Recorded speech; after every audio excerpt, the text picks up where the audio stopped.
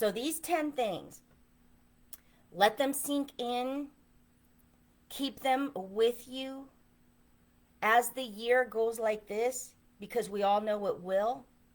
You're going to have highs, you're going to have lows, you're going to have those bombs that are dropped that you were not expecting. You're going to have the celebrations that you weren't anticipating. Like, so many things happen, and we know that, but there is something magical and special about 2024.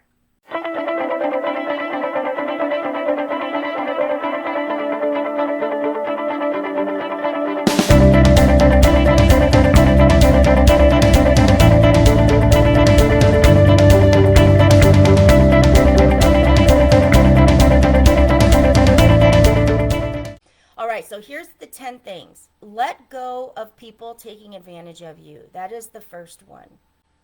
If you are one that serves with your heart, if you avoid conflict at all costs, if you just want to make sure everybody gets along and things run smoothly, chances are you do get taken advantage of quite often. If you have that servant heart, you will go without in order to make sure that someone else doesn't go without. You will sacrifice yourself, your comfort, your security to ensure that others are taken care of. So, how do you begin to let go of people taking advantage of you? Do your work forward. Surround yourself with the people that are growing with you. Put yourself into places that bring you joy, that bring you energy, that allow you and your gifts to shine. The ones that are taking advantage of you are going to realize that they are no longer going to be able to do that, because they're not even going to recognize everything that you're into. They're going to think you've gotten weird. They're going to think you've changed. And you know what? You have. So that was number one. Let go of people taking advantage of you. Because if you are being held by all these strings down and you're being taken from and taken from and taken from, you're not actually having the energy and the position to do the work that God has you here to do. And if you step into that work that God has you here to do, He will take care of those people. He will remove them from your life in some capacity. Listen to your gut when the vibe is off. The way that He is going to go to reach you first is in that feeling, in that gut, in the intuition. Does your hair stand up? Do you feel not safe? Like, what is off? Because He can reach you immediately in that moment. That is immediate. All right? So when you feel this, pay attention. Listen. Don't second guess. Don't doubt. Because that is the actual first way God will communicate with you. He sends it. And there's no words for it. Okay? I call it a vibe. Feel your gut. Intuition. These things. It's a knowing. And you don't know why you know. And you don't know how you know. But you know what's happening? He's talking to you. So listen to your gut when the vibe is off. This can happen in situations that you're stepping into for the first time. Even when you go to live events, guys, we are in the live event space. There are going to be people that you feel the vibe is off. Intention is huge. People are truly genuine, or people have a hidden agenda. And if you are in the spectrum of truly genuine and letting God flow through you like 24/7, He is going to protect you at all costs. And so these could be kind people.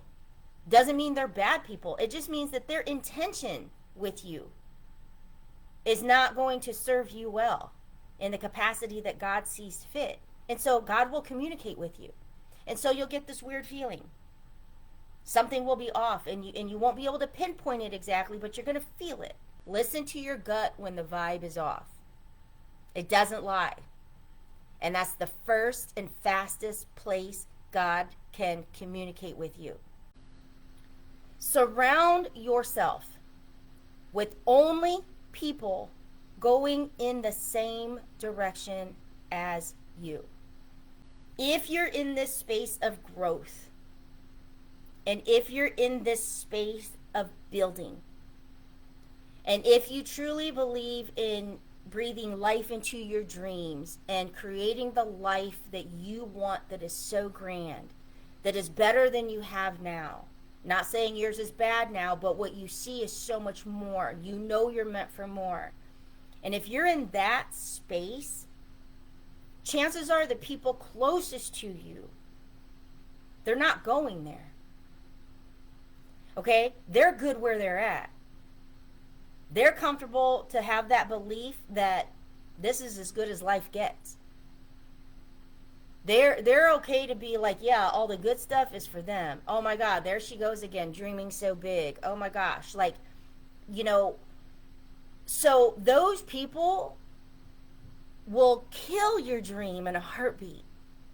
Those people will take those moments that you're like so excited and you're like full of energy and you're so cranked to go out there and do this thing, and in a moment it's like they popped you like a balloon and you have just deflated. If your faith is falling low, you've got to surround yourself with people who are moving forward in their faith. You know, people forget about that sometimes. Your faith is huge, and you need to surround yourself with people that can feed that too. So this can be broken down into many different things. If you're on a financial plan that you're done being broke, and you've got to not only build money, but you've got to save money, then you have to surround yourself with people going in that same direction, because they're going to understand when you say, no, I can't go tonight. No, I can't go out to dinner. No, I can't pay for that movie. Like, they're going to get it too. Why? Because they're going in the same direction. Because we all know what it's like to be running that race and that momentum forward. And like, let's say, you know, somebody tied a string to you that you didn't even realize, and you're going, and all of a sudden you're just yanked back. That's what the people are going to do to you that aren't moving in the same direction as you. They're going to choke you and pull you back. You might still move forward, but you're going to be going. It's kind of like that puppy on a leash that wants to go where they're not, and you're kind of holding them back, and they're still trying to move, but it's like tension, and it's slow, and they're just still going, and it exerts so much more energy. So I'm not saying you're not going to be able to move forward and you're not going to be able to go where you're going, but if you're surrounding yourself with people that are not in momentum with you, it's going to take a lot more energy, and it's going to take a lot more time, and you are going to be the one that suffers through that. Try new things. Learn from the failures, all right? But then celebrate the smallest of wins. Find something. Wear a color that you don't normally wear. Try a new outfit style.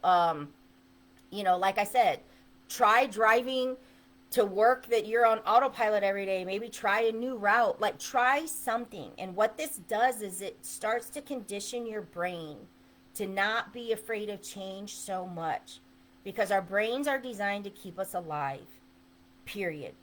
And what we did yesterday woke us up today. So it wants to do that again. It feels comfortable there. It just needs to keep us alive.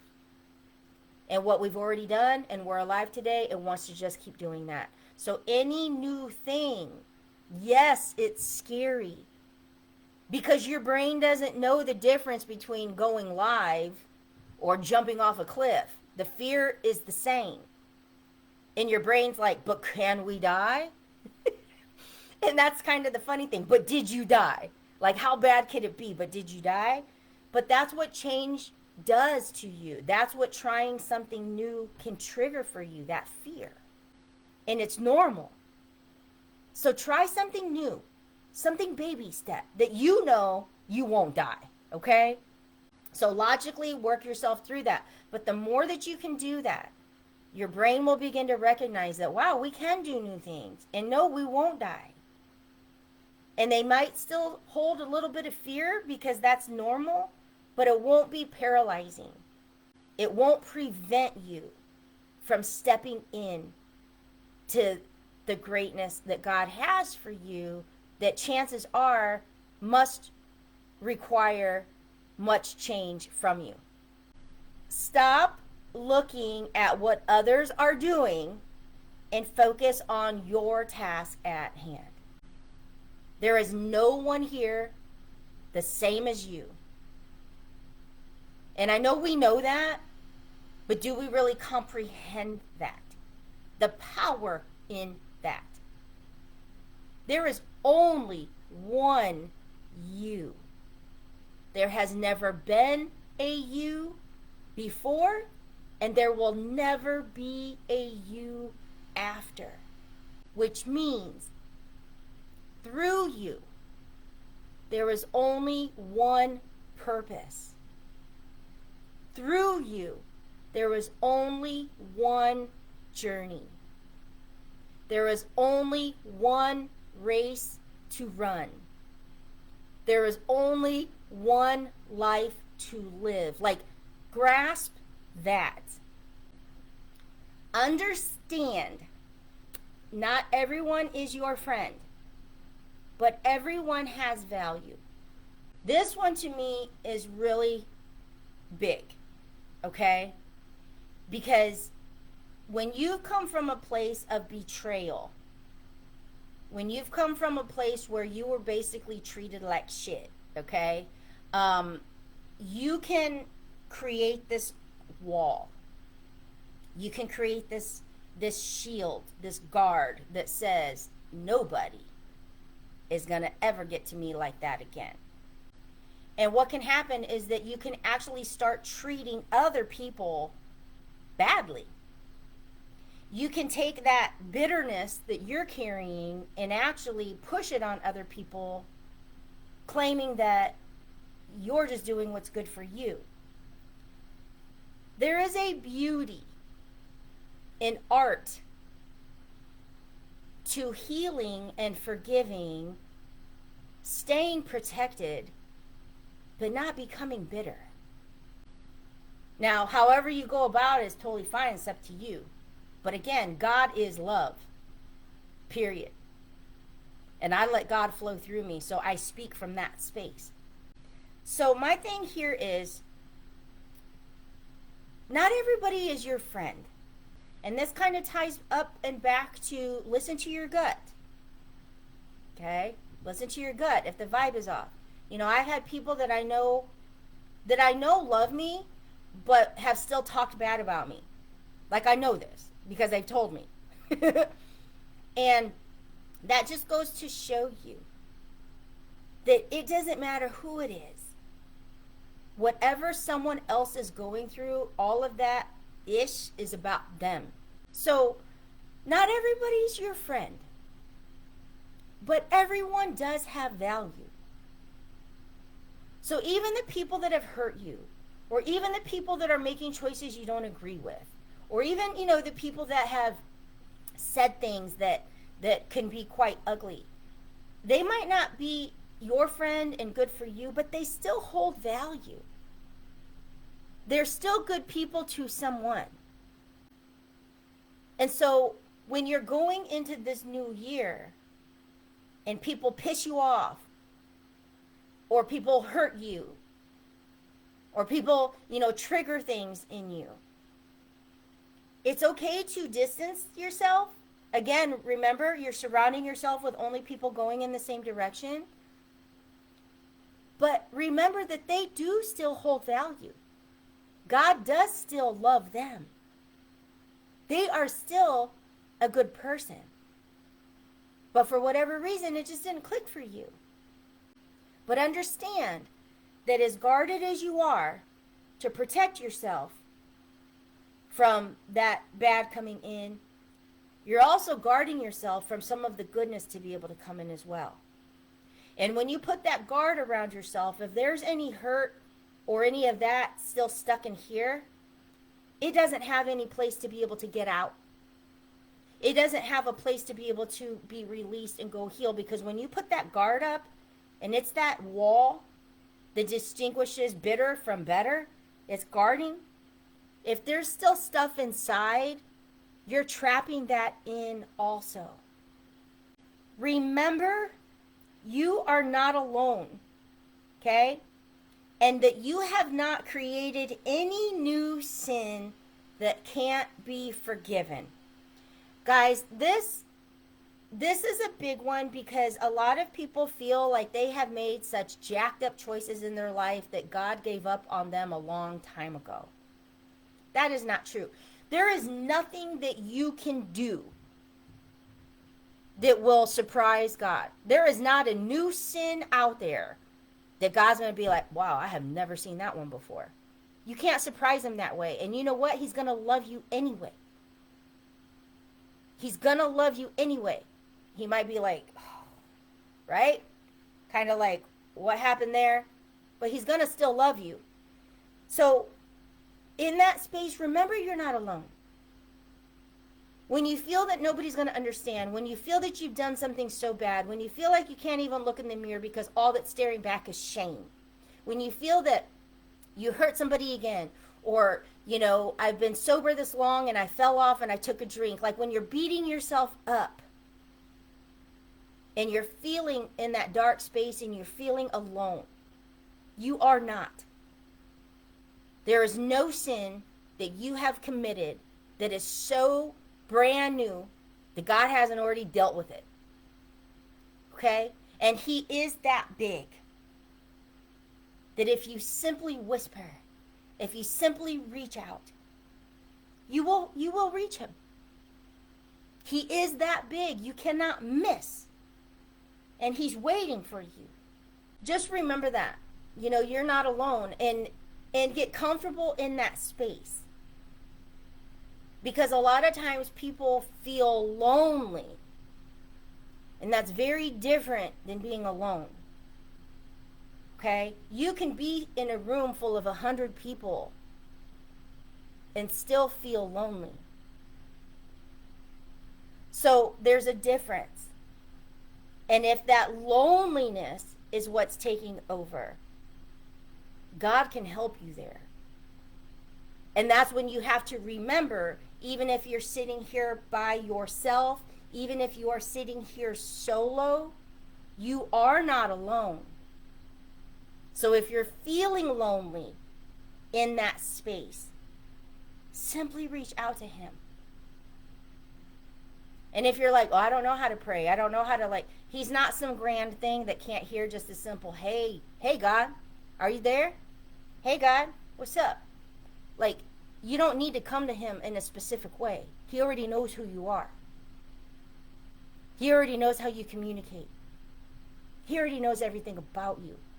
So don't pretend to be somebody or something that you're not just because you think it's going to make you more worthy to connect to him. He loves you. He loves you now. Love yourself fiercely and trust yourself fully. Guys, if you can't love yourself first and most, how can you expect anyone else to give you the love that you deserve? Okay? If you let God love you, he will teach you how to love yourself that way. Fiercely. When you love yourself first, you're going to make choices differently. When you love yourself first, you're going to allow specific people in your life, and you're going to also, with more confidence and courage, remove others from your life. When you love yourself first, you're going to make choices that actually bring that joy and fulfillment into your life. Just like you would make choices for your kids because you love them so much. Sometimes they're not easy choices. Sometimes they don't always feel good. Sometimes they don't always make your kids happy, but it's because you love them. Start doing that for yourself. Okay? If you're really focused and on the journey of losing 20 pounds, put the donut down. Don't eat it.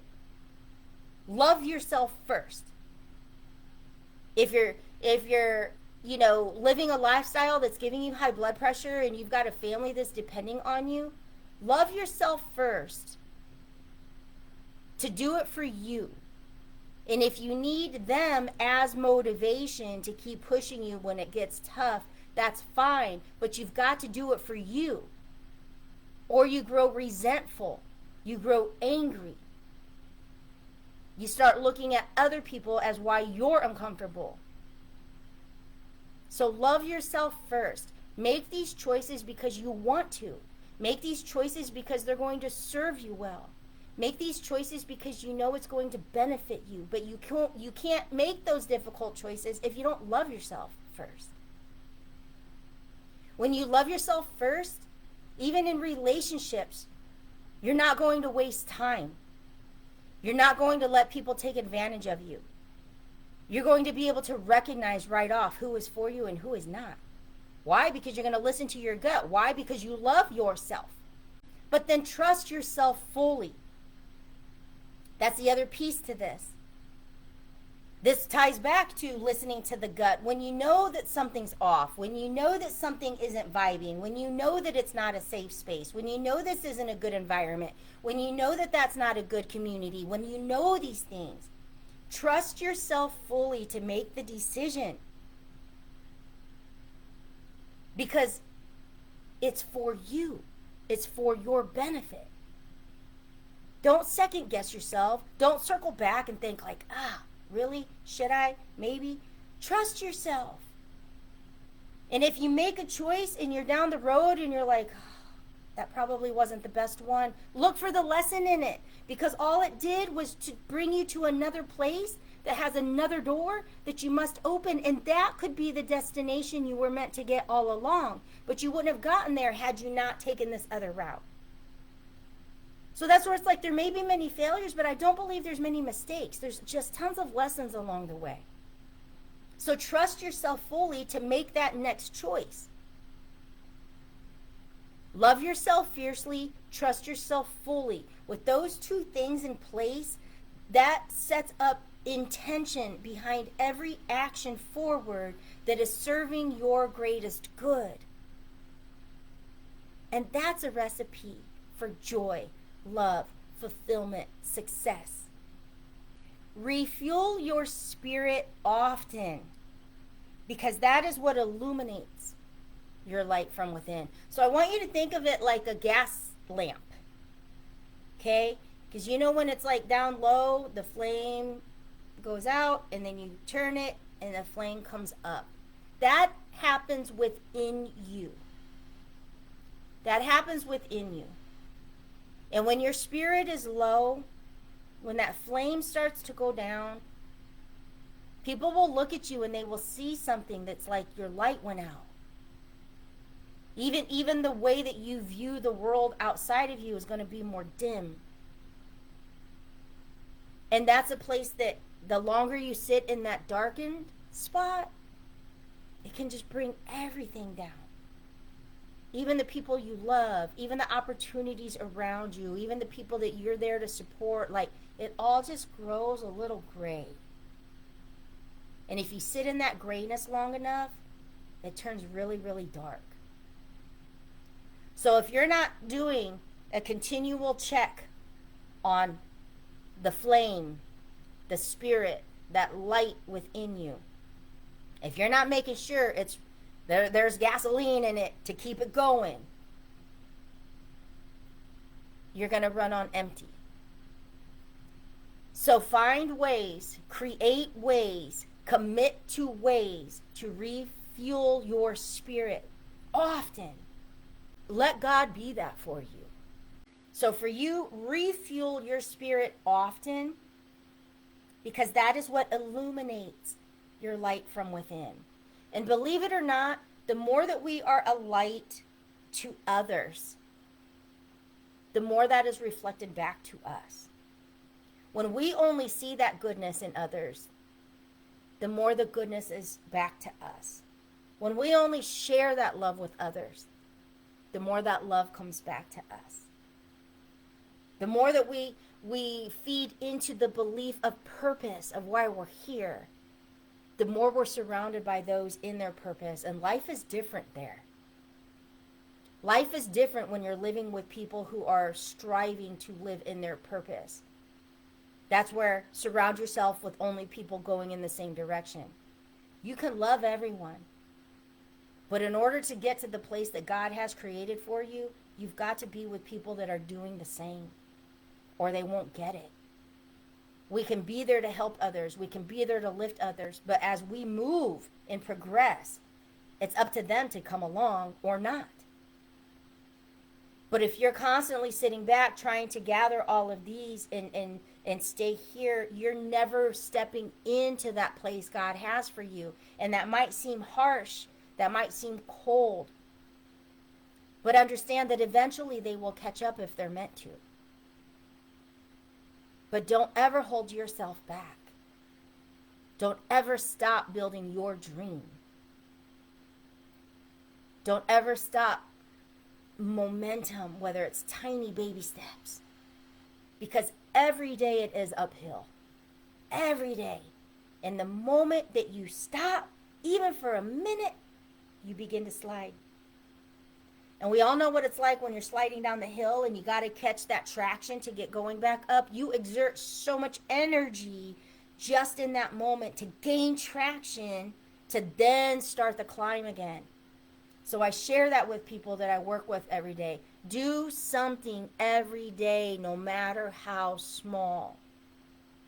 Touch your business every day. There are no days off when it comes to building your dream. There are no days off. These are just 10 things that I wanted to share with you based off of posts that I wrote a couple nights ago when I was tired, but God was flowing things through me, and I know that it resonated with a few people, and so I wanted to talk about it.